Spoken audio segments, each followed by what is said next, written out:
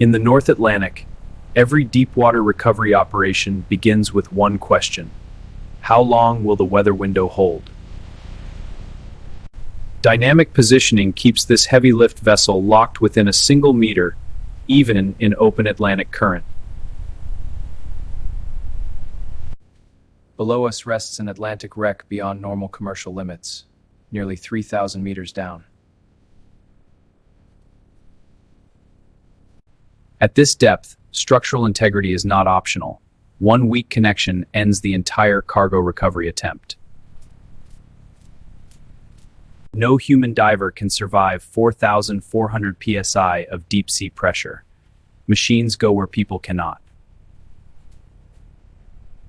Subsea operations begin before daylight fades, maximizing the narrow offshore weather window.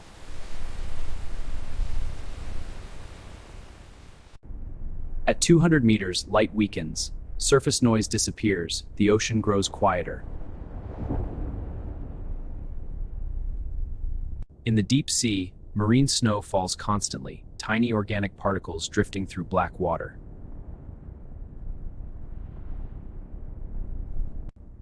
At nearly 2,000 meters, temperature drops near freezing. Deep water recovery equipment must endure constant cold and crushing pressure. 3,000 meters below the Atlantic surface, the wreck comes into view, silent, still, and far beyond ordinary offshore salvage. Remotely operated vehicles handle the precision work of deep water recovery, carrying cameras, sonar, and hydraulic tools nearly 2 miles down. At this depth, even small thruster movements disturb sediment that has settled undisturbed for months. Fire weakened the vessel before it sank. Impact with the seabed released vehicles across a wide debris field. A Bentley Continental GT rests here, nearly 5 meters long, its luxury body panels dulled by deep-sea pressure and cold Atlantic water.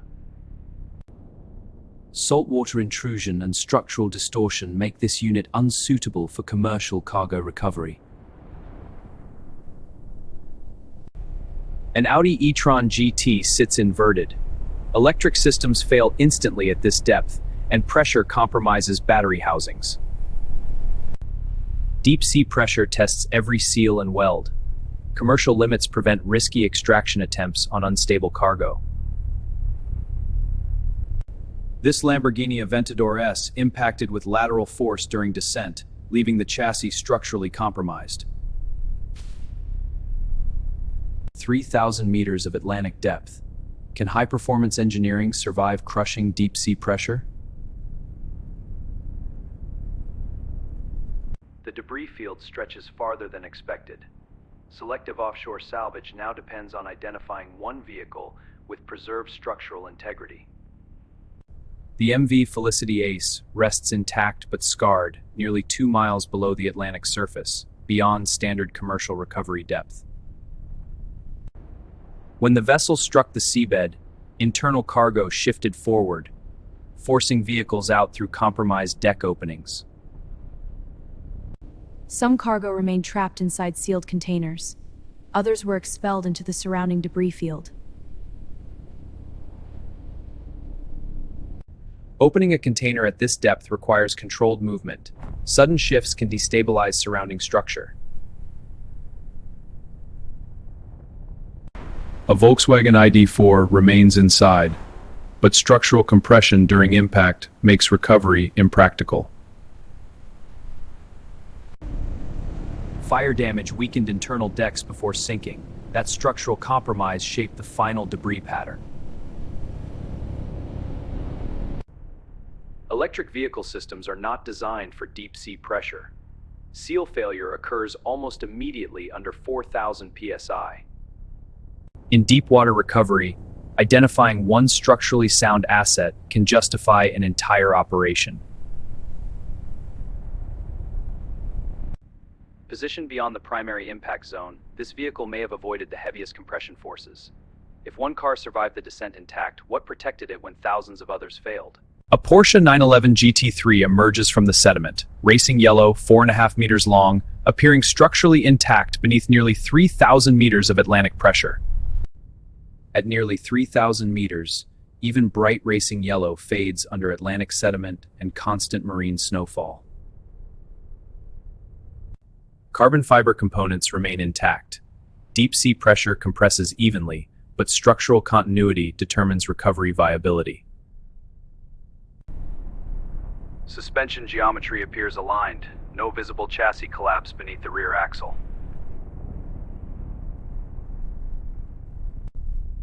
Structural integrity assessment confirms minimal lateral impact damage during descent. Life adapts quickly in the deep sea ecosystem. Steel becomes habitat within months.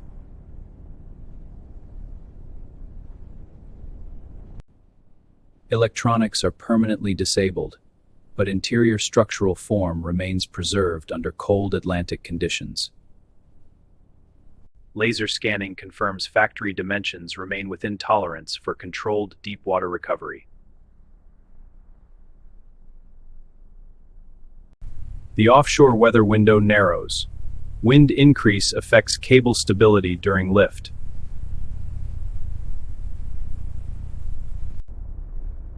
If this vehicle survived the descent intact, can it survive the stress of being lifted back through 2 miles of water?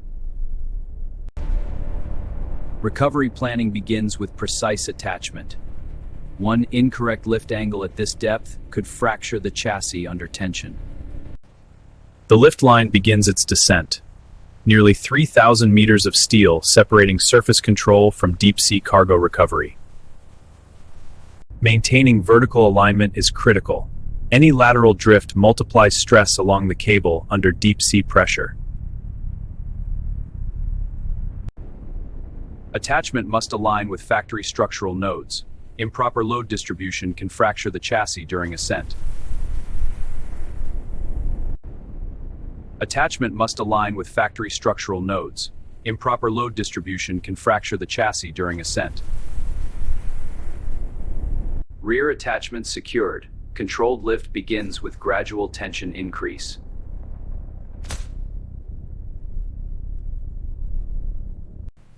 Cable tension increases in small increments.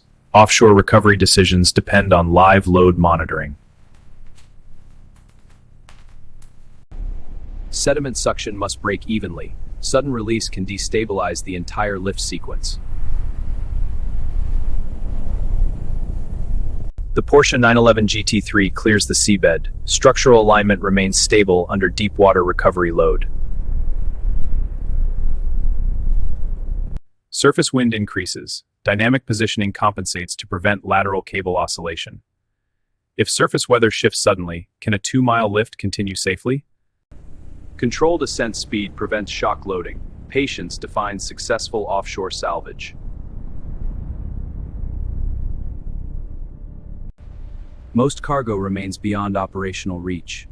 Only one asset now travels upward through nearly 3,000 meters of cold Atlantic water. Instead of lifting the vehicle exposed, operators choose a safer method: recovery inside the original cargo container frame. Even at nearly 3,000 meters, steel begins reacting with salt water. Marine colonization starts within months. Deep Atlantic conditions create biofilm and mineral deposits, not seaweed, but microscopic marine growth bonding to exposed metal. Securing the asset within a 40-foot high cube container distributes lift stress evenly during deep water recovery.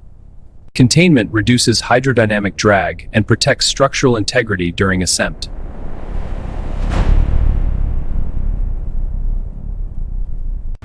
A 4-point lift connects directly to container corner castings, the strongest engineered load points.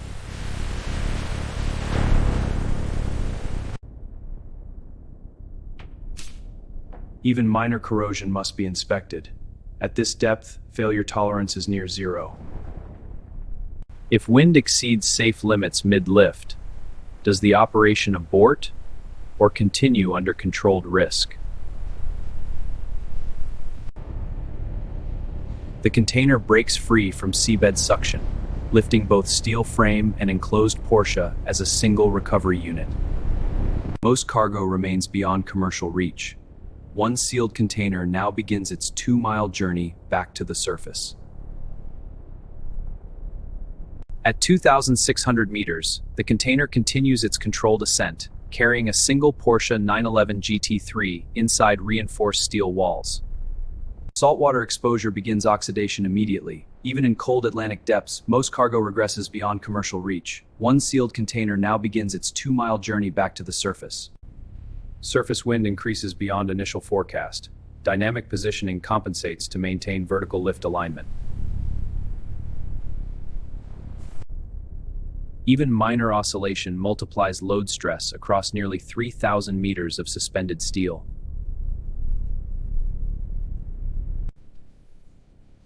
If tension rises beyond safe limits, is the cargo sacrificed to protect the vessel?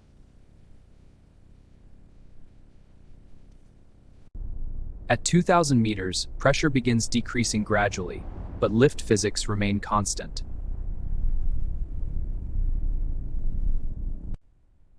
The Porsche remains stable inside the 12-meter container, protected from direct hydrodynamic forces.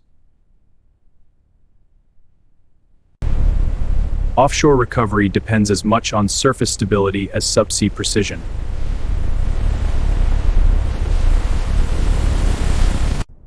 Controlled ascent speed prevents shock loading as the cargo moves through changing pressure zones.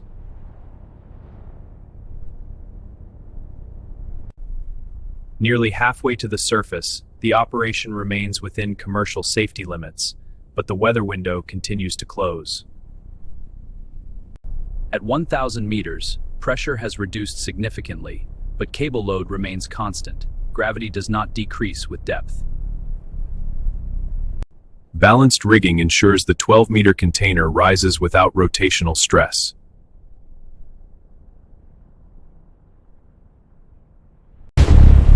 The offshore weather window narrows. Surface wind now exceeds early forecast projections.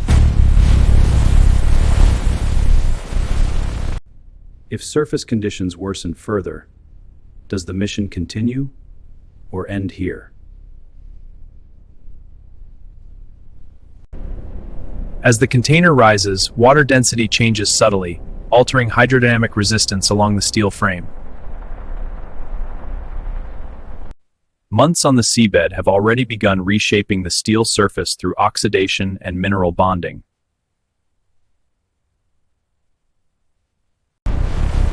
Upper water column turbulence increases sway risk. Surface motion now directly affects lift stability.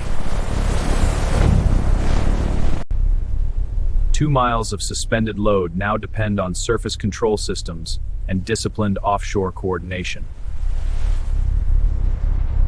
After nearly 8 hours of controlled ascent, the container approaches the surface zone. The cargo returns to daylight, contained, intact, and lifted within strict commercial recovery limits. Surface stabilization is critical. A 12-meter steel container under load cannot be allowed uncontrolled swing on an offshore deck. After nearly 8 hours of controlled ascent, the container approaches the surface zone. After nearly 3,000 meters of ascent, trapped seawater drains from internal cavities.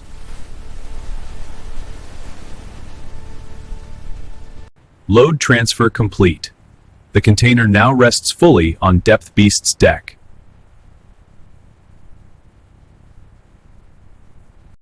Even minor corrosion at lift points is inspected before opening. Offshore recovery requires disciplined verification. Months under deep-sea pressure can deform door alignment, making controlled access difficult.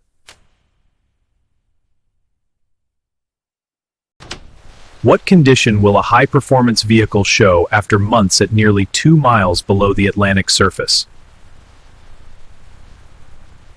The Porsche 911 GT3 remains structurally intact, racing yellow paint dulled by mineral bonding and deep-sea sediment. Deep Atlantic marine growth forms as mineral deposits and bacterial film, not coastal algae.